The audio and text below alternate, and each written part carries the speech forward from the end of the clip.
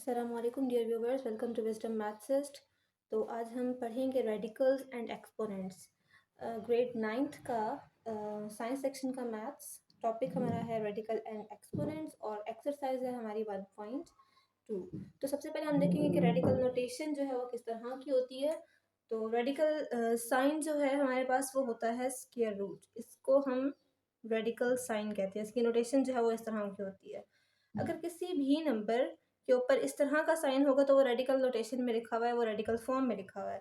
तो इसके अलावा यहाँ पे इसके डिफरेंट इंडाइसेस होते हैं। सिंपल जो हमारे पास ये जो रूट है, रेडिकल का साइन है, इसका इंडेक्स होता है 2, जो को यहाँ पे लिखने की ज़रूरत नहीं होती। लेकिन इसके अलावा कोई भी होगा, तो जैसे हमारे पास अगर 3 है इसका इंडेक्स, तो हमने 3 यहाँ लिखना है। अगर 5 है तो 5 लिखना है।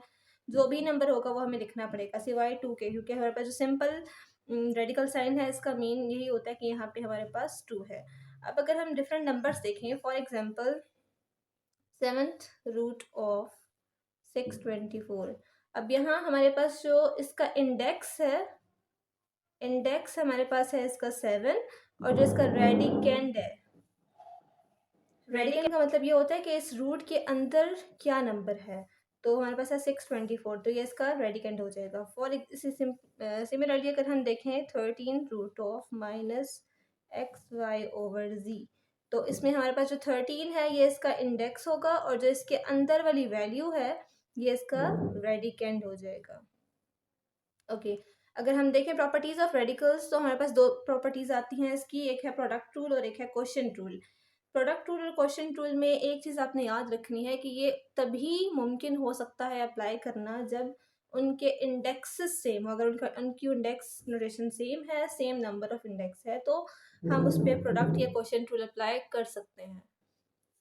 फॉर एग्जाम्पल अगर हमारे पास कोई भी नंबर है जिसका इंडेक्स है n, और सेकंड नंबर भी हमारे पास है और उसका इंडेक्स है n, और दोनों आपस में मल्टीप्लाई हो रहे हैं, प्रोडक्ट हो रहे हैं इनका, तो अगर तो इनके इंडेक्स सेम है, इनके नंबर सेम है, तो हम इसको एक ही दफ़ा इस रेडिकल फॉर्म में लिख सकते हैं। फॉर एग्जांपल अगर हमारे पास है 4th root of 8 into 4th root of 17, तो हम इन दोनों को 4th root of 8 multiply by 17 लिखेंगे, और फिर हम इसको मल्टीप्लाई कर सकते हैं। इन शॉर्ट, दो रेडिकल्स तभी मल्टीप्लाई हो सकते हैं जब उनके इंडेक्स सेम हो। सिमिलरली अगर हम क्वेश्चन में देखें, तो अगर हमारे पास दो टर्म्स डिवाइड हो रही हैं विद द सेम इंडेक्स, यहाँ पे इसका इंडेक्स सेम है, तो हमने इसमें क्या करना है कि इसको सिंपल एक ही इंडेक्स में लिखना है।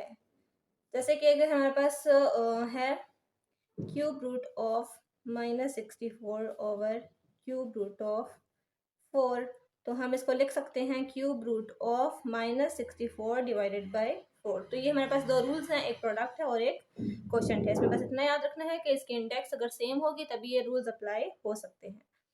तो ओके हम कुछ क्वेश्चंस कर लेते हैं अपनी एक्सरसाइज के। तो एक्सरसाइज नंबर 1.2 का क्वेश्चन नंबर 1 है, by using the property of product and quotient rule for radicals. अभी जो हमने रूल्स पढ़े हैं वो हमने इसमें यूज करने हैं।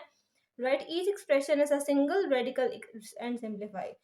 तो इसको हमने पहले सिंपल एक सिंगल रेडिकल फॉर्म में लिखना है, मतलब दो टर्म्स होंगी या तीन टर्म्स होंगी, अलग अलग रूट्स में लिखी हुई है, रेडिकल्स में लिखी हुई है, तो हमने उसको सिंगल रेडिकल में जो है वो कन्वर्ट करना है।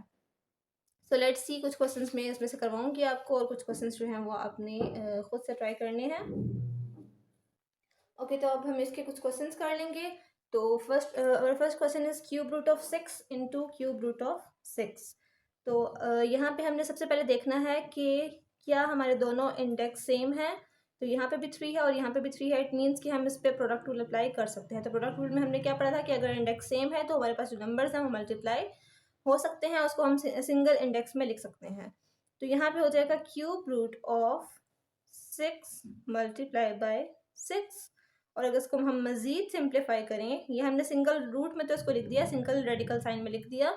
अब अगर इसको हम मज़ीद सिंप्लीफाई करें तो 6 6 आर 36 हो जाएगा। ओके नेक्स्ट अगर हम देखें तो यहाँ पे हमारे पास है x की पावर 1 है और यहाँ पे x की पावर 3 है, और यहाँ पे दोनों के इंडेक्स जो है वो सेम है, 4th रूट है दोनों के ऊपर, तो हम इसको सिंगल रूट में लिख सकते हैं 4th root of x into x cube. अब नेक्स्ट में हम पढ़ेंगे इंशाल्लाह कि किस तरह से पावर रूल्स जो है वो अप्लाई कर सकते हैं। अगर हमारे बेस सेम हो तो हम पावर्स को ऐड कर सकते हैं। तो यहाँ पे हमारे पास बेस सेम है x और x, तो हम इनकी पावर्स को 1 और 3 को ऐड कर लेंगे। फोर्थ रूट ऑफ x 1 + 3, तो ये हमारे पास बन जाएगा फोर्थ रूट ऑफ x की पावर 4। अब अगर हम इसको मज़ीद सिंप्लीफाई करना चाहें तो यहाँ पे जो पावर 4 है और जो ये रेडिकल साइन है 4, इसको हम 4, ये जो रेडिकल साइन है 4, इसको हम अगर पावर में लिखें तो ये हमारे पास बनता है 1/4। It is a rational number. तो 4 और 4 जो है वो कैंसिल हो जाएंगे और हमारे पास सिंपल आंसर आ जाएगा x। Now the next one is, अब यहाँ पे अगर हम इस क्वेश्चन को देखें तो यहाँ पे हमारे पास इंडेक्स है 2 और यहाँ पे हमारे पास इंडेक्स है 3। इट मीन्स कि यहाँ पे प्रोडक्ट रूल अप्लाई नहीं हो सकता। तो हम यहाँ पे सिंपली लिख देंगे कि प्रोडक्ट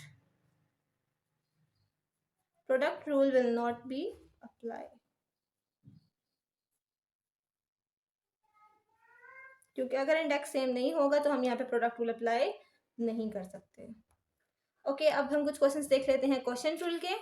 तो क्वेश्चन रूल के लिए हमने दो क्वेश्चंस लिखे हैं। Cube root of 5000 divided by cube root of 5।